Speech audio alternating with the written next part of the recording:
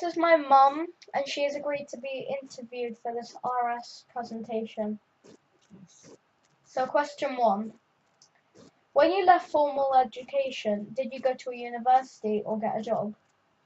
I didn't go to university or get a job because I was married young and then I had children. Or a child. And that 2. was you, by the Well, way. you just answered my second question of what was your career before having children. So question 3. Young and free. How has having children changed your career? Having children made it very difficult for me to have a career afterwards because I would have to start from scratch, and being being a mum made it very difficult because you would there were so many obstacles about childcare, who was not just looking after how's the child developing, and then there were issues with employment when they find out that you actually have children, they look at you differently because they think you're going to be you will be prioritizing them, if they're unwell or they need to be picked up or they have other priorities. So employers tend to look at you as less committed, which isn't necessarily true. Would you like to see more women MPs? I would like to. I thought that was an option. I thought that was an option. It's just maybe women haven't come forward. So that was an option that women had. But yes, it would be nice to see more women.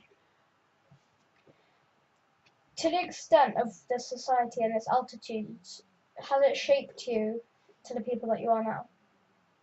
To the person I am now. Yeah. Yes, it has. I have a very different background, and the society that I live in, I have become that society, part of that society. I never used to be like this. Before I had you, I was a totally different person. Mm. Which country would you least like to be a woman in? Most likely, Iran, Iraq. Why? Let me say India as well, because there's no protection. There is no protection. Women can't go out, even in the evening, let alone in the dark.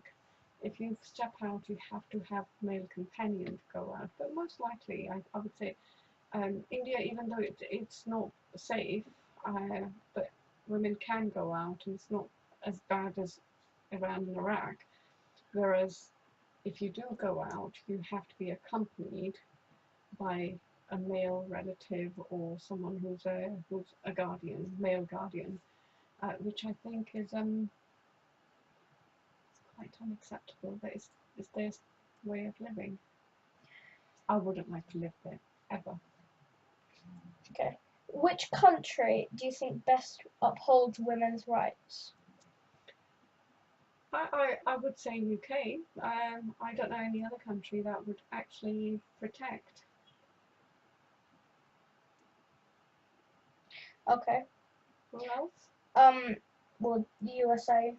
Well, USA. Well, I haven't lived in USA, so I wouldn't know. Or Canada, Australia, New Zealand, all these, forward countries. I haven't lived there, so I can't really say that. As far as I know, UK has it. But as long as you're able to, it seems like you have to fight for your own right if you're a woman. So if you do end up fighting and challenging the authorities or employers, you can do that in this country. You will be given a fair chance. Okay.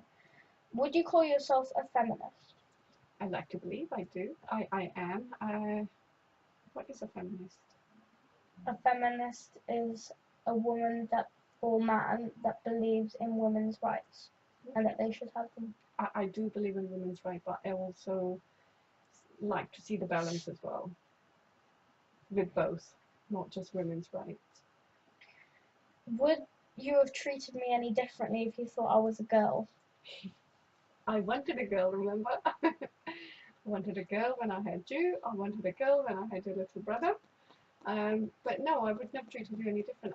The only reason I wanted a girl is because I wanted that girl to be raised in a fair society where the girl doesn't actually have to justify why she's good at something or why she has to do something just because she's a girl.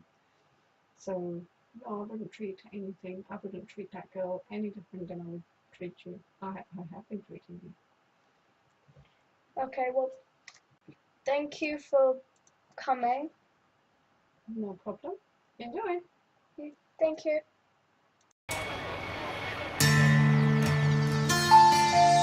We touch, I feel a rush. We clutch, it isn't much, but it's enough to make me wonder what's in store for us.